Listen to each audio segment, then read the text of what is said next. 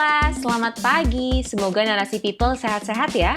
Pagi ini aku Sharon Margaret mau ajak kalian untuk simak 5 berita terkini, mulai dari Anies Baswedan yang dipanggil KPK, lalu 3 petugas lapas Tangerang yang jadi tersangka, dan sebuah kasus penganiayaan di tahanan yang lagi ramai. Selain itu juga kabar dari Wakil Rakyat Kabupaten Humbaha Sumut yang ricuh pas lagi rapat. And last but not least, Lady Gaga mau konser virtual. Wih, kita simak yuk!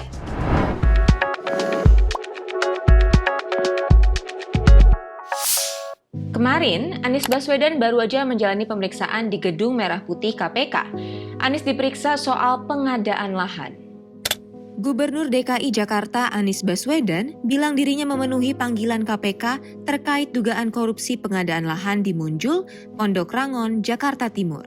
Dalam pengadaan lahan ini, Perumda Pembangunan Saranajaya diduga tidak melakukan appraisal dan tanpa didukung kelengkapan dokumen. Anies Baswedan sendiri diperiksa sebagai saksi dalam penyidikan kasus dugaan korupsi tersebut. Selama 5 jam, KPK menanyakan 8 pertanyaan terkait dengan program pengadaan rumah dan peraturan-peraturan di Jakarta, serta 9 pertanyaan formal terkait data diri Anies. Tak cuma Anies, KPK juga memanggil Ketua DPRD DKI Jakarta Prasetyo Edy Marsudi dalam kasus yang sama. Ia dicecar pertanyaan seputar mekanisme penganggaran pembelian tanah di Munjul.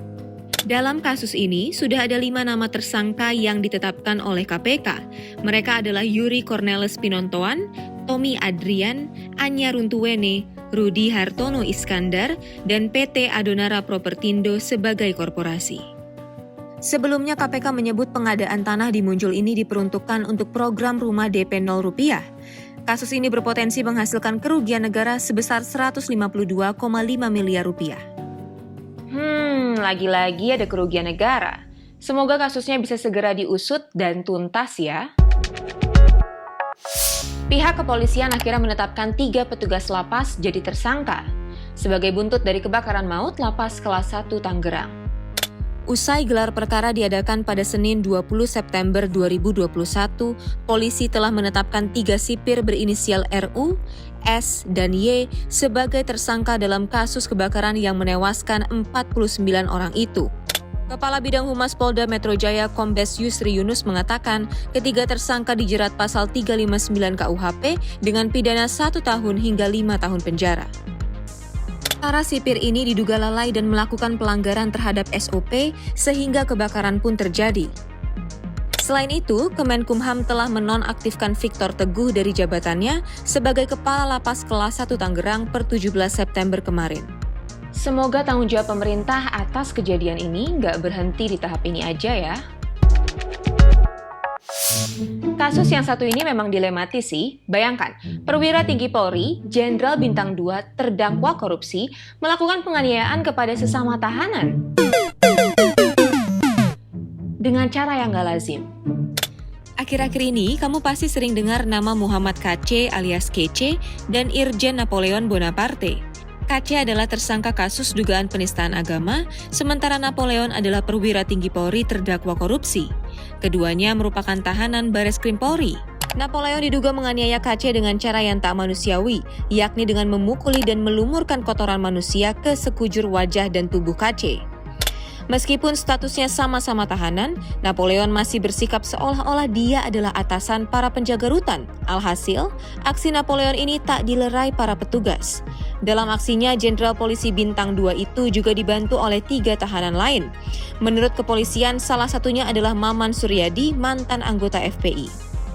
Napoleon tak menampik perbuatannya. Melalui sebuah surat terbuka, ia mengungkapkan alasannya menganiaya Muhammad KC. Ia bilang siapapun bisa menghina dirinya tapi tidak dengan Tuhan, Nabi, dan agamanya. Di poin kelima, Napoleon bahkan bilang akan bertanggung jawab dengan segala tindakannya itu. Ya, selain kesalahan dari individu pelaku penganiayaan, peristiwa ini bisa dihindari kalau aja sistem dalam rutan nggak compang-camping. Masa petugas bisa diem aja lihat kejadian begitu?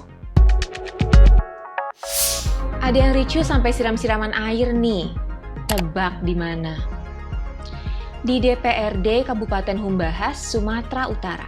Putuskan! Kenapa tak diputuskan?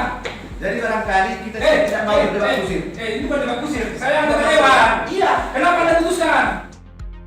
Video kericuhan ini beredar di sosial media pada Senin 20 September kemarin saat rapat pembahasan APBD di DPRD di Humbang Hasundutan, Sumatera Utara tengah berlangsung. Ketua fraksi Golkar DPRD Humbahas Bantu Tambunan tiba-tiba menyiramkan air ke wajah Ketua DPRD Kabupaten Humbahas Ramses Lumban Gaol. Bantu Tambunan emosi, menggebrak meja dan menyiramkan air karena berseberangan pendapat dan tak ingin melanjutkan pembahasan perubahan APBD. Tak terima atas kekerasan fisik tersebut, Ramses akhirnya melaporkan Bantu ke polisi. Ia menyebut rapat di DPRD harusnya berisi adu argumen, bukan adu fisik. Ketua DPRD Humbahas itu pun bilang, rapat pembahasan APBD ini akan terus dilanjutkan karena fraksi lainnya setuju.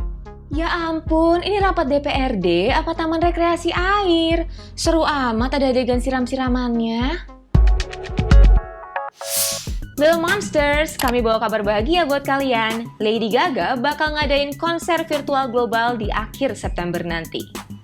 Konser yang akan diadakan pada 30 September 2021 ini digelar untuk mempromosikan album duetnya bersama Tony Bennett yang berjudul Love for Sale. Tahu Tony Bennett kan? Legenda yang nyanyi lagu Because of You itu loh. Meski digelar secara virtual, para penggemar bisa menyaksikannya secara langsung di zona penggemar khusus yang tersebar di 21 titik di dunia. Penggemar yang hadir secara langsung katanya bakal dapat akses premium dari penampilan Lady Gaga, makanan, minuman, dan merchandise limited edition secara gratis. Tentunya dengan menetapkan protokol COVID-19 sesuai pedoman kota setempat. FYI, ini bukan kali pertama Gaga berkolaborasi dengan Tony Bennett. Sebelum ini, mereka pernah merilis album berjudul Chick to Chick pada 2014 lalu. Wah, jadi penasaran nih sama album Love for Sale. Apa bisa seseru duet bareng Bradley Cooper di original soundtracknya A Star is Born ya? Little Monsters, grab your tickets now.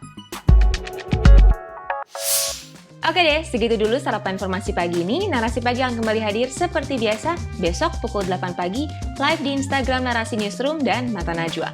Jangan lupa nanti malam juga nonton Mata Najwa pukul 20 waktu Indonesia Barat di Trans 7. Akan ada pembahasan terbaru soal KPK. Yap. Terima kasih teman-teman sudah bergabung pagi ini. Semangat semua. Bye-bye.